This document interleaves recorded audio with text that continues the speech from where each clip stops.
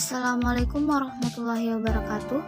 Perkenalkan, kami dari kelompok 7 yang beranggotakan 3 orang. Saya sendiri Nur Hasana Manganco dan teman kelompok saya yaitu Dahniar dan Kurniati Hamid. Adapun dosen pengampu ekonomi makro Islam yaitu Ibu Dian Reski Pangestu SHME. Materi kelompok kami yaitu inflasi dalam perspektif Islam. Perlu kita ketahui apa itu inflasi. Jadi inflasi yaitu kenaikan dalam harga barang dan jasa yang terjadi karena permintaan bertambah lebih besar dibandingkan dengan penawaran barang di pasar. Kemudian jenis-jenis inflasi. Ada 2 jenis inflasi yaitu yang pertama jenis inflasi menurut sifatnya dan jenis inflasi menurut asal dari inflasi sifatnya.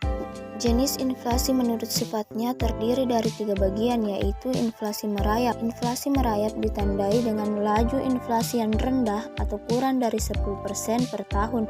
Kenaikan harga berjalan secara lambat dengan persentase yang kecil dan dalam jangka yang relatif lama. Kemudian inflasi menengah ditandai dengan kenaikan harga yang cukup besar dan kadang-kadang berjalan dalam waktu yang relatif pendek serta mempunyai sifat akselerasi. Kemudian inflasi tinggi, inflasi yang paling parah akibatnya nilai uang merosot dan tajam sehingga ingin ditukarkan dengan barang. Perputaran uang semakin cepat, harga naik secara akselerasi. Jenis inflasi menurut asal dari inflasi sifatnya ada 2. Yang pertama inflasi yang berasal dari dalam negeri.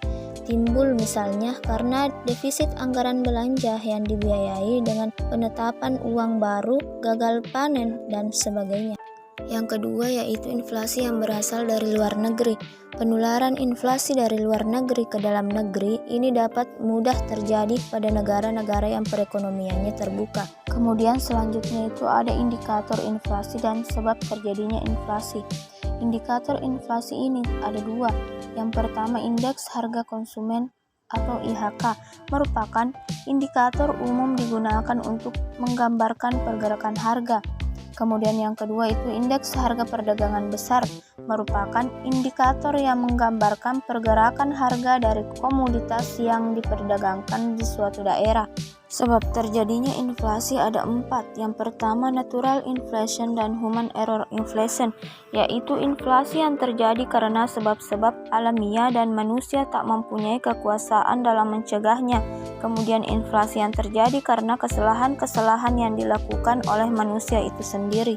Yang kedua itu expected inflation, yaitu tingkat suku bunga pinjaman real akan sama dengan tingkat suku bunga pinjaman nominal dikurangi inflasi. Yang ketiga demand pull inflation, yaitu diakibatkan oleh perubahan yang terjadi pada sisi permintaan dan penawaran agregat dari barang dan jasa pada suatu perekonomian.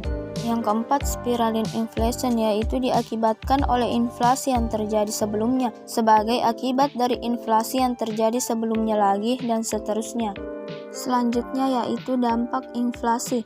Yang pertama menimbulkan gangguan terhadap fungsi uang, terutama terhadap fungsi tabungan, fungsi dari pembayaran di muka, dan fungsi dari unit perhitungan. Yang kedua melemahkan semangat menabung dan sikap terhadap menabung dari masyarakat. Hal ini berakibat pada menurunnya dana pembiayaan yang akan disalurkan. Yang ketiga, meningkatkan kecenderungan untuk berbelanja, terutama pembelanjaan untuk barang-barang non-primer dan barang-barang mewah.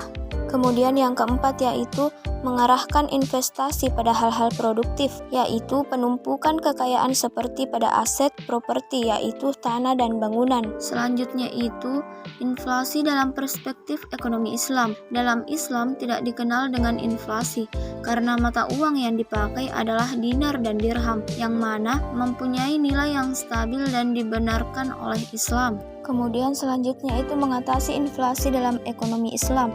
Yang pertama, inflasi dalam Islam. Inflasi tidak dikenal dalam Islam sebab mata uang yang digunakan yaitu dinar dan dirham, di mana mempunyai nilai yang stabil dan dibenarkan oleh Islam. Ketika Islam melarang praktik menimbun harta, Islam hanya mengkhususkan larangan tersebut untuk emas dan perak, padahal harta itu mencakup semua barang yang bisa dijadikan sebagai kekayaan.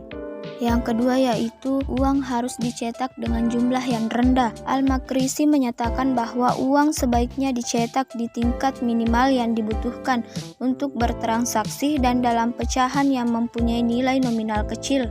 Yang ketiga yaitu menerapkan strategi dues idle fund atau pajak terhadap dana menganggur. Ini merupakan instrumen kebijakan moneter Islam yang dilakukan Bank Indonesia, yaitu giro wajib minimum pada BI yang besarnya ditetapkan oleh BI berdasarkan persentase tertentu dari pihak ketiga. Yang keempat, menerapkan kebijakan fiskal. Kebijakan fiskal di Baitul Mal memberikan dampak positif pada investasi, penawaran agregat, dan memberikan dampak pada tingkat inflasi dan pertumbuhan ekonomi. Baik, itulah tadi materi dari kelompok kami, yaitu kelompok 7. Sekian dan terima kasih. Wassalamualaikum warahmatullahi wabarakatuh.